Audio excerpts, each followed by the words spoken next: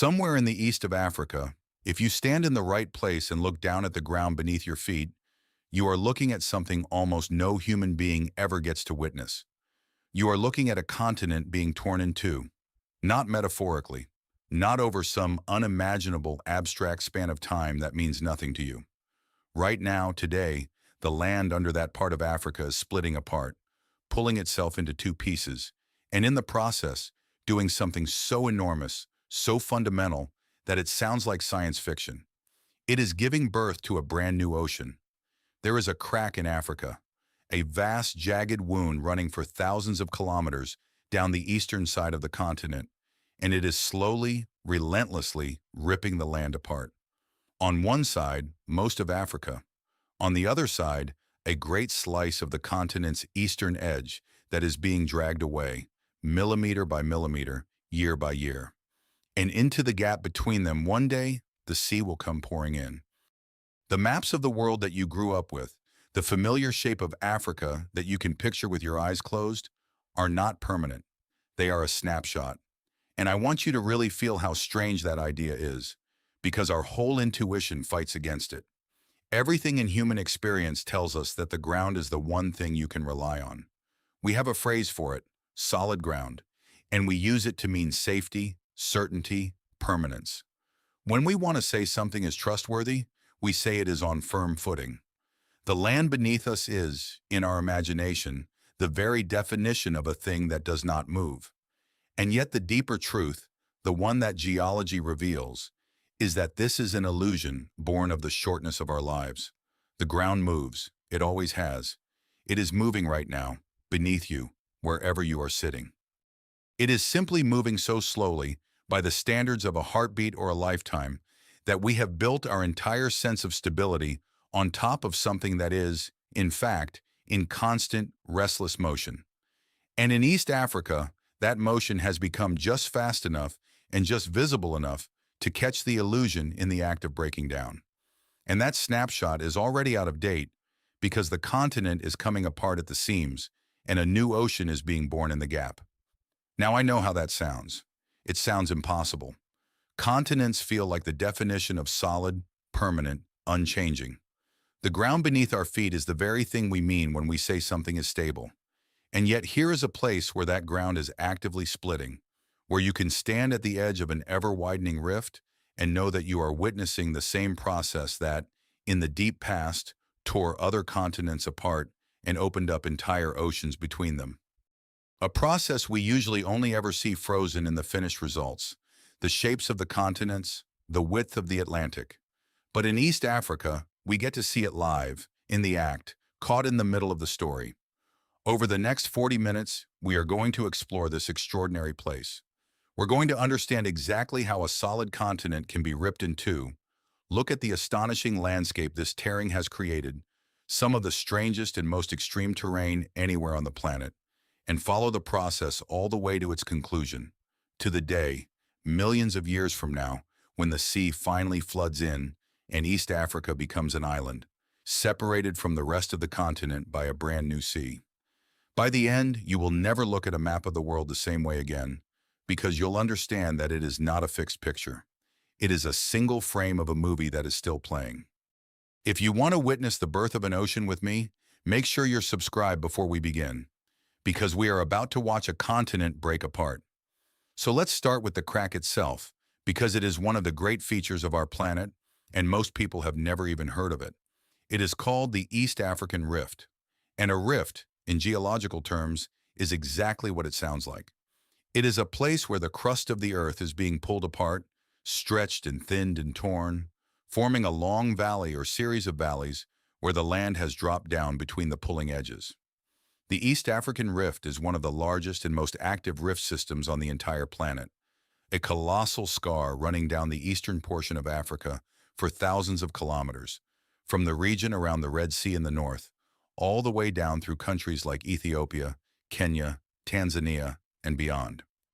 If you could see it from space, and in fact you can, it is one of the few features of the continents clearly visible from orbit. You would see this enormous line, this series of great valleys and lakes and volcanoes, cutting down through Africa like a tear in a piece of fabric. Some of the most famous lakes in Africa lie strung along it, sitting in the deep troughs the rifting has created. And the lakes deserve a special mention because they are among the most beautiful evidence of the tearing that anyone can see. Strung along the floor of the rift, sitting in the deep troughs that the sinking crust has created, lies a chain of remarkable lakes, some of them among the largest and deepest on the continent. They exist precisely because the land dropped. When the crust stretches and a block of it sinks between the faults, it forms a natural basin, a low place where water collects. So each of these great rift lakes is, in effect, water pooling in a wound, filling a trough that the splitting of the continent tore open. Some of them are extraordinarily deep, plunging far down into the dropped crust, and some are strange in their chemistry, fed by the volcanic and mineral-rich environment of the rift, their waters colored and salted and shaped by the fires below. They are, quite literally, the rift made visible and filled with water, a string of shining markers laid along the exact line where Africa is coming apart. Some of the most dramatic volcanoes on the continent rise from it, and running through it all is that fundamental process, the slow, inexorable pulling apart of the land. Now here's the thing you have to understand to grasp what's really happening. The surface of the Earth, the entire outer shell of the planet, the crust and the rigid part of the mantle just beneath it, is not one continuous, unbroken layer. It is broken into pieces. Enormous, rigid slabs of rock called tectonic plates. Think of the shell of the planet as being like the cracked shell of an egg, broken into a number of great curved pieces that fit together, covering the whole globe. And these plates are not fixed. They move, very slowly, driven by the heat and the slow churning of the hot material deep inside the Earth beneath them. These vast plates drift across the surface of the planet, carrying the continents and the oceans on their backs. They move at about the speed your fingernails grow, a few centimeters a year. It sounds trivial, almost nothing, but give that movement millions of years, and it adds up to something staggering. Plates moving a few centimeters a year, over tens of millions of years, travel thousands of kilometers. Whole oceans open up. Continents that were once joined together drift apart across the face of the world. Others collide, and where they crash together, they crumple up mountain ranges. This slow, ceaseless dance of the plates is the single most important process shaping the surface of our planet, and it has been rearranging the continents and oceans for billions of years. And it's worth pausing to appreciate the sheer scale of what we're talking about when we say tectonic plates. These are not small things. A single plate can carry an entire continent and a large stretch of ocean floor on its back, spanning thousands upon thousands of kilometers. They are, in effect, the largest solid moving objects on the face of the planet, and they are in motion all the time, everywhere, all over the globe, all at once. Every mountain range you have ever seen was pushed up by these plates grinding together. Every major earthquake is the plates slipping past one another. The deepest trenches in the oceans are where one plate is diving beneath another. The whole restless surface of our world, its mountains and its oceans and its earthquakes and its volcanoes, is the visible expression of these vast slabs of rock in slow, ceaseless movement. And when one of them begins to split, as is happening beneath East Africa, you are watching one of the fundamental pieces of the planet's outer shell actually breaking into two new pieces. It is plate tectonics, not as a finished fact in a textbook, but as an event, in progress, live. The map is always moving.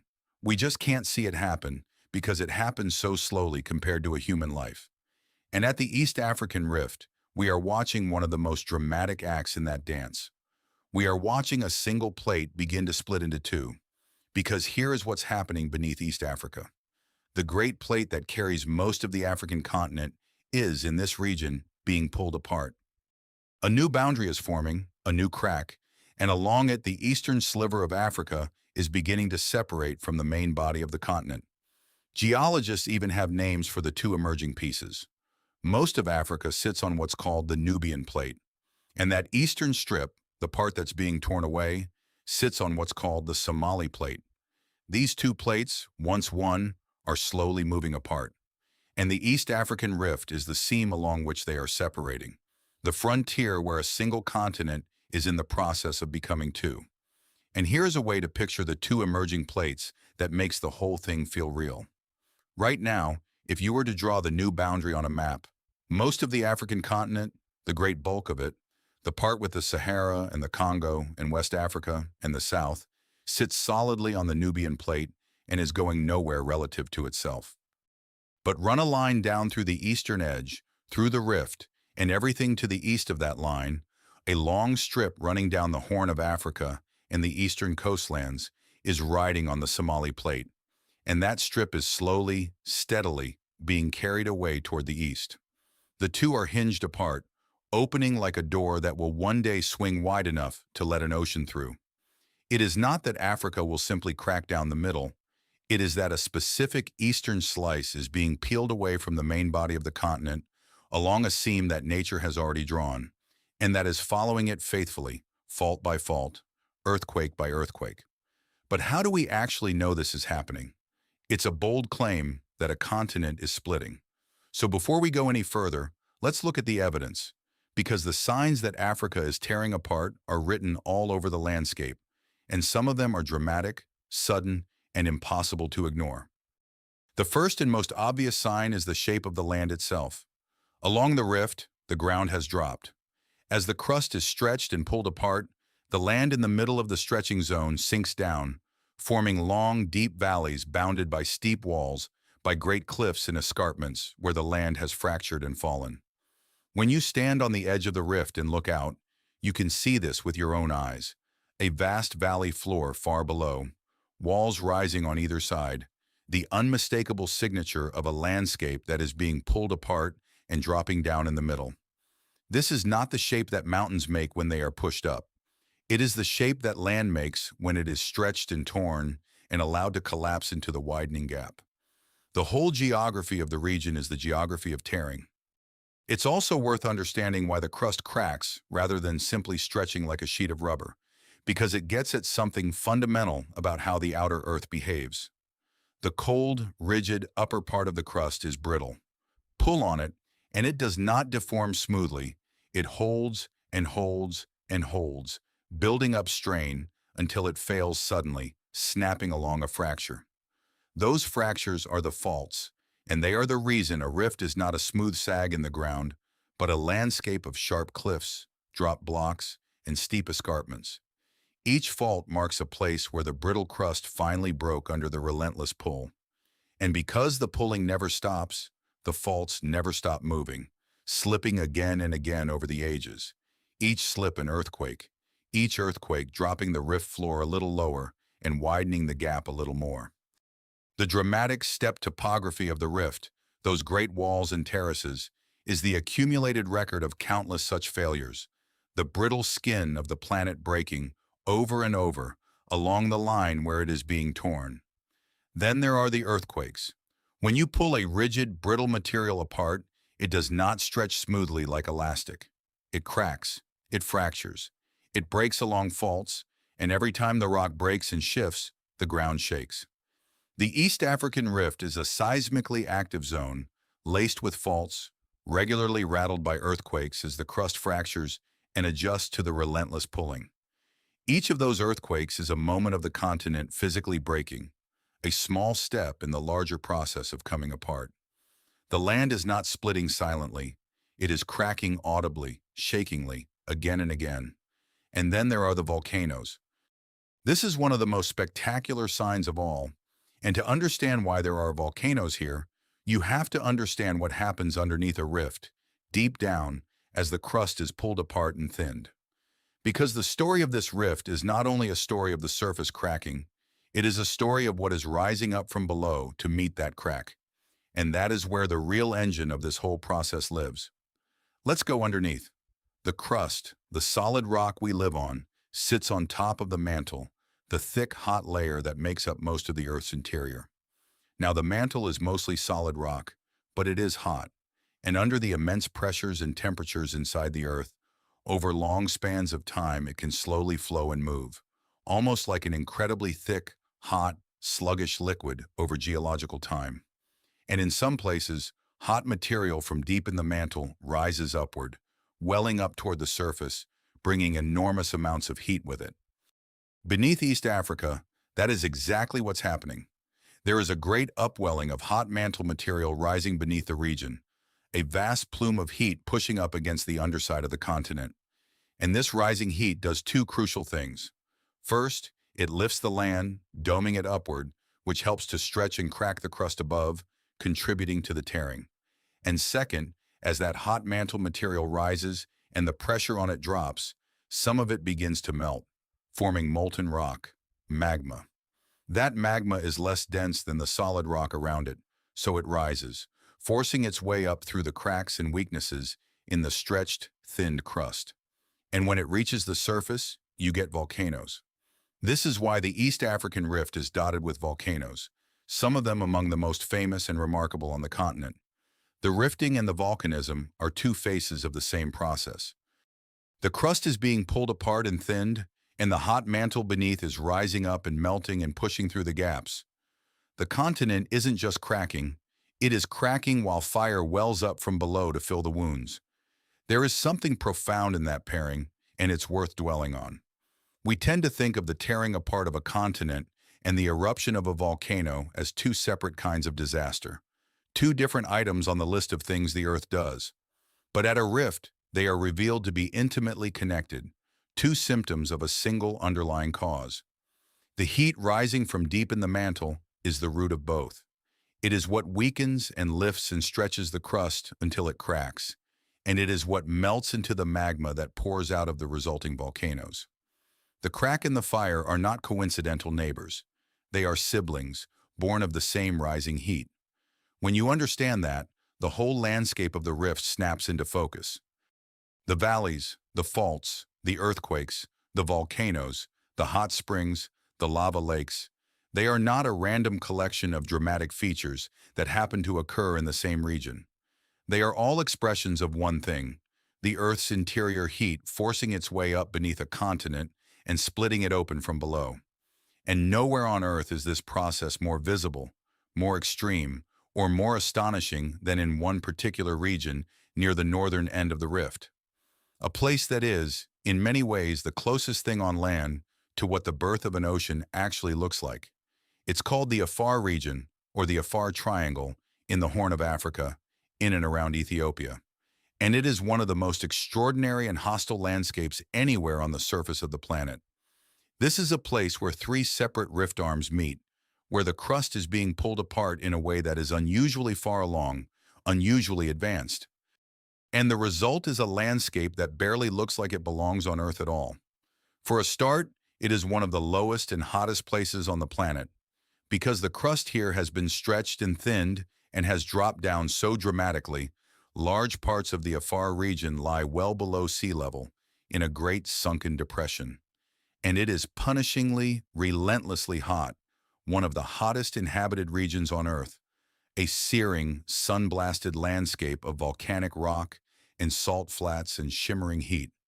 Standing there, you are standing in a place where the continent has already been pulled so thin and dropped so low that it is a sunken, blistering basin, a preview of the deep sea floor that may one day lie here. And the Afar region is alive with volcanic activity in ways that are genuinely otherworldly. This is home to some of the very few places on Earth where you can see a lava lake, an actual persistent pool of molten rock, glowing and churning and bubbling in a volcanic crater, open to the sky. To look into a lava lake is to look directly at the molten interior of our planet, a window straight down into the fire, the same heat that is driving the whole rifting process, exposed and glowing at the surface. There are volcanoes here that erupt strange lavas, landscapes stained with brilliant alien colors from volcanic minerals and salts, hot springs, and fields of steaming vents. It is a place that scientists study not only for itself, but because it may resemble the conditions on other worlds, and because it shows us, more clearly than almost anywhere else, the raw process of a continent breaking open. To stand in a place like this is to understand, in your body, something that a diagram can never quite convey. The interior of our planet is not some distant, abstract thing, safely far away beneath thousands of kilometers of rock. Here, in the Afar, it comes right up to meet you. The heat you feel is not only the sun, It is a landscape sitting on top of an unusually shallow, unusually active slice of the Earth's hot interior. The salt flats, blindingly white, mark the beds of vanished waters. Fields of black volcanic rock stretch to the horizon. Vents hiss steam. In some spots, mineral-laden hot springs paint the ground in unearthly yellows and greens and oranges, a chemistry set the size of a country. It is genuinely one of the places on Earth that looks most like our imagination of another planet. And that is no accident, because what is on display here is the raw machinery of a living world. The same forces that shape planets, laid bare at the surface where you can walk among them. And then sometimes the Afar region does something that removes all doubt about what is happening here. Something sudden and violent that shows the rifting not as a slow, invisible creep, but as a dramatic, visible event. Because every so often the ground here does not just crack slowly over centuries. Sometimes it tears open in a matter of days. There have been events in the Afar region where, over a short span of time, the ground split open along a huge stretch, opening cracks and fissures many meters wide, as a great pulse of the rifting process happened all at once. Magma forced its way up into the crust along the rift, and the ground above tore apart, dropping and splitting, opening gaping fissures across the desert in a geological blink.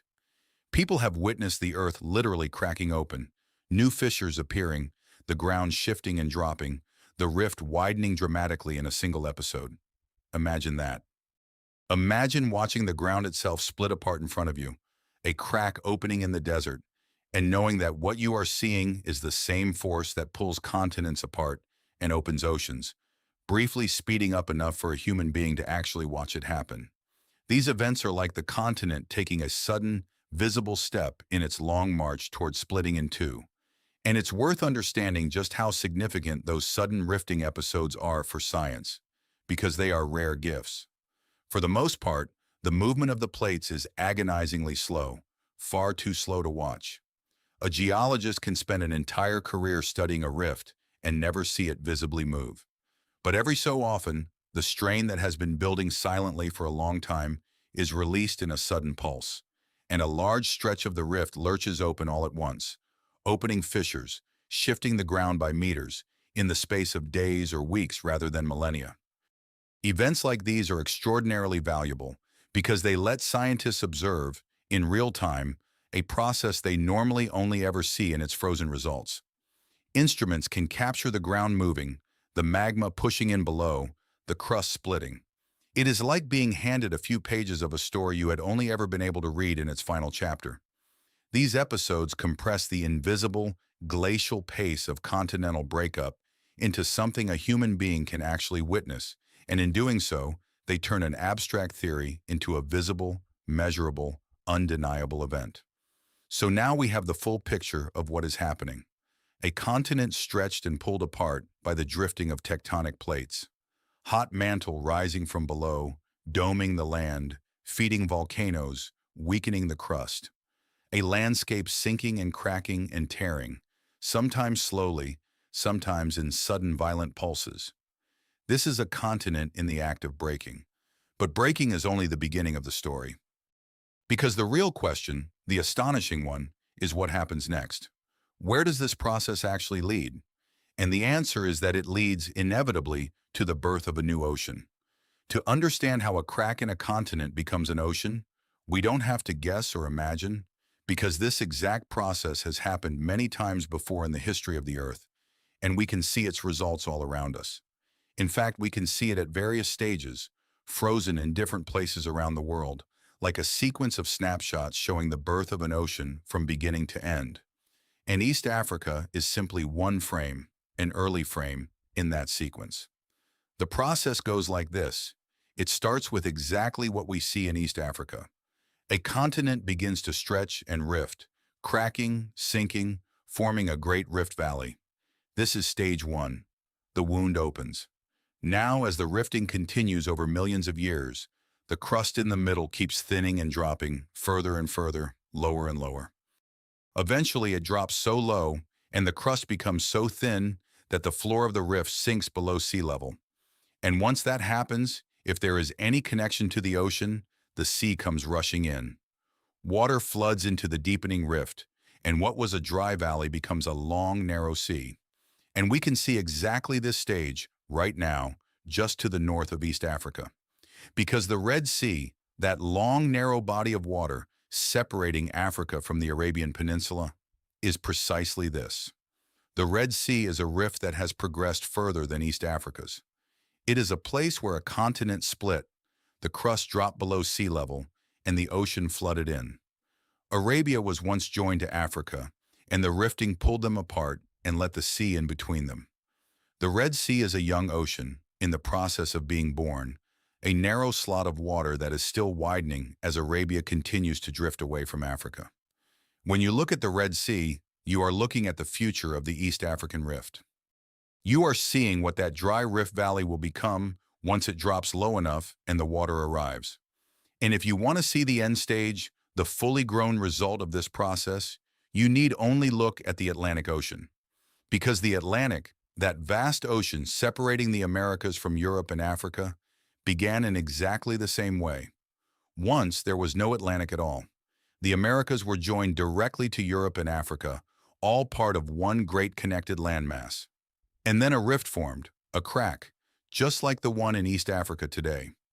That crack stretched and dropped and let the sea in, becoming a narrow sea like the Red Sea. And then it kept widening over hundreds of millions of years, the two sides drifting further and further apart, the narrow sea growing into a wide ocean, until it became the enormous Atlantic we know today, thousands of kilometers across. And it is still widening, even now, a few centimeters a year, as the Americas continue to drift away from Europe and Africa. Do you see the sequence? East African Rift, a continent just beginning to crack. The Red Sea, a crack that has dropped below sea level and let the ocean in, a narrow young sea.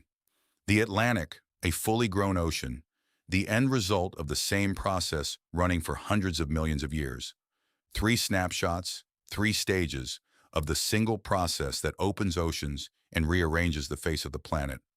And East Africa is at the very beginning of that journey, giving us the rare chance to stand at the birthplace of an ocean that does not yet exist. And the beauty of having these 3 stages visible at once is that it turns geology into something you can almost watch like a time lapse, even though each stage is separated from the next by tens of millions of years. Normally, to understand a process that's slow, you would have to imagine it, to trust the theory and picture the steps. But here, nature has been kind enough to leave examples of each phase lying around on the map, all at the same time. Want to see what East Africa looked like before the rift began in earnest? Look at a stable stretch of continent. Want to see what it looks like now? Look at the rift itself. Want to see what it will become in the near geological future? Look north, to the Red Sea. Want to see the final grown-up result? Look at the Atlantic. You can lay these 4 scenes side by side and read, across them, the entire life story of an ocean, from the first crack in a continent to a body of water thousands of kilometers wide. It is one of the clearest illustrations anywhere of how the deep processes of the planet actually work, made legible because the Earth happens to be running the same experiment at several different stages simultaneously. So let's follow it to its conclusion. What is the future of East Africa? If the rifting continues, as it shows every sign of doing, then the story writes itself, based on everything we've seen happen before. The rift will keep widening. The crust will keep thinning and dropping. The eastern sliver of Africa, the Somali plate, will keep pulling away from the rest of the continent. And at some point, millions of years from now, the floor of the rift will drop low enough, and the connection to the ocean will open, and the sea will come flooding in. And it is worth appreciating just how gradual and undramatic that flooding will be when it finally comes, at least on any human scale. We picture the sea rushing in as a single catastrophic moment, a wall of water pouring into a valley. But in reality, once the rift floor has dropped low enough and a connection to the ocean opens, the sea will arrive over a span of time so long that no one living through any part of it would experience it as an event at all. The coastline would advance imperceptibly, generation after generation finding the water a little further inland than their grandparents knew it, until, over an immense stretch of time, What had been a dry rift valley of savanna and volcanoes and lakes became unmistakably a sea. There would be no single day when Africa split. There would only be the slow, patient work of geology, turning land into ocean so gradually that the change would be invisible within any one life, and total across enough of them. When that happens, the Gulf of Aden and the Red Sea to the north, which are already flooded rift, will spill down into the East African Rift, and a new sea will be born, running down the eastern side of Africa. That great eastern sliver of the continent, carrying parts of what are now countries like Somalia and stretches of Kenya, Tanzania, and beyond, will become a separate landmass. An island or a long subcontinent split off from the African mainland by a growing sea. Africa, as we know it, will lose its eastern edge, and a new ocean will exist where there is now dry land, savanna, lakes, and volcanoes. The maps will have to be redrawn entirely. The familiar shape of Africa, that iconic outline, will be a thing of the past, replaced by a continent with a great new sea down its eastern flank and a new landmass beyond it. And here is a detail that captures just how alien and specific this transformation is. When a new ocean is born this way, the rock beneath it changes character entirely. The floor of a continent is made of one kind of crust, the thick, relatively light rock that continents are built from. But as a rift widens and deepens and the sea moves in, the stretching eventually thins the continental crust so severely that it gives way, and molten rock from below rises to create a completely new kind of crust in the gap, the dense, dark rock that floors the deep oceans. In other words, the birth of an ocean is not just a matter of water arriving, it is the manufacturing of brand new seafloor, freshly made from the melt of the mantle, welling up along the center of the widening sea and spreading outward to either side. The very ground of the new ocean does not exist yet. It is being created from scratch out of the molten interior of the earth, at the seam where the continent is coming apart. When the new ocean off East Africa finally exists, its floor will be freshly minted rock that was, at the time of the split, still deep inside the planet. It is a transformation of the map of the world as profound as any that has ever happened, and it is underway right now, beneath the feet of the millions of people who live in that region, utterly unnoticed in the span of any single human life, but utterly unstoppable across the span of geological time. Now, I want to be clear about the timescale here, because it matters. This is not going to happen tomorrow, or next year, or next century. The full birth of this new ocean is likely tens of millions of years away. No human being alive today, and no human being for a vast stretch of the future, will see East Africa become an island. On the timescale of a human life, of a civilization, even of our entire species so far, the rift is almost imperceptible, widening by mere centimeters a year. You could live your whole life beside it and never see it move. So this is not a disaster, not a threat, not something anyone needs to fear. It is something far more wonderful than that. It is a chance to witness, in slow motion, one of the grandest processes our planet is capable of. And that is what makes the East African Rift so precious and so profound. Because it forces us to confront a truth that is very hard for our minds to hold on to. The truth that the Earth is not finished. The world is not a static, completed thing. The continents are not fixed features that have always been where they are and always will be. They are moving. They are drifting, colliding, splitting, reforming in a slow dance that has been going on for billions of years and will continue for billions more. The map of the world is a single frame of a film that never stops playing, and we happen to be alive for one particular frame, mistaking it for the whole picture. There is one more thing this place teaches us, and it may be the most important of all. It concerns time and how badly our minds are built to grasp it. We are creatures of the short term. A century feels long to us. 1,000 years feels almost beyond comprehension. And yet the processes shaping the very ground we stand on operate on scales of millions and tens of millions and hundreds of millions of years, spans so vast that our intuition simply cannot hold them. This is why the movement of continents feels impossible to us, even absurd when we first hear of it. Not because the evidence is weak, it is overwhelming, but because the time scale is so far outside anything we ever experience that our instincts rebel against it. The East African Rift is a kind of teacher for exactly this. It takes the abstract, unimaginable idea of deep time and gives it a location, a landscape you could visit, a crack you could stand beside. It says, here, look, the impossible thing is happening right here, and it has been happening for longer than your species has existed, and it will go on long after. Learning to believe that, learning to feel the reality of deep time, is one of the great shifts in how a person sees the world. Think about what that means. The Africa on your map was not always that shape. Long ago, all the continents were joined together in a single supercontinent, and before that, they were arranged differently still, and they will be arranged differently again in the future, in configurations no human will ever see. Oceans that exist today did not always exist. Oceans that once existed have vanished, squeezed out of existence as continents collided. The very ground of the planet is in perpetual, majestic motion, and the East African Rift is one of the few places where we can actually stand and watch a chapter of that story unfold. Catch the planet in the act of remaking itself. It is humbling, too, to place ourselves properly in this story. Our entire species, from its earliest origins to this very moment, has existed for a tiny sliver of the time this rift has been opening. And the rift will go on opening for far longer than our species is likely to endure in anything like its current form. The people who live along the East African Rift today, going about their lives, farming, building, raising families, are doing so on top of one of the grandest geological events currently underway anywhere on Earth. And it makes no difference to their day whatsoever, because it is so much slower than a human life that it might as well be standing still. And yet, it is not standing still. Every year, the two sides move a little further apart. Every year, the wound widens by the width of a few fingers.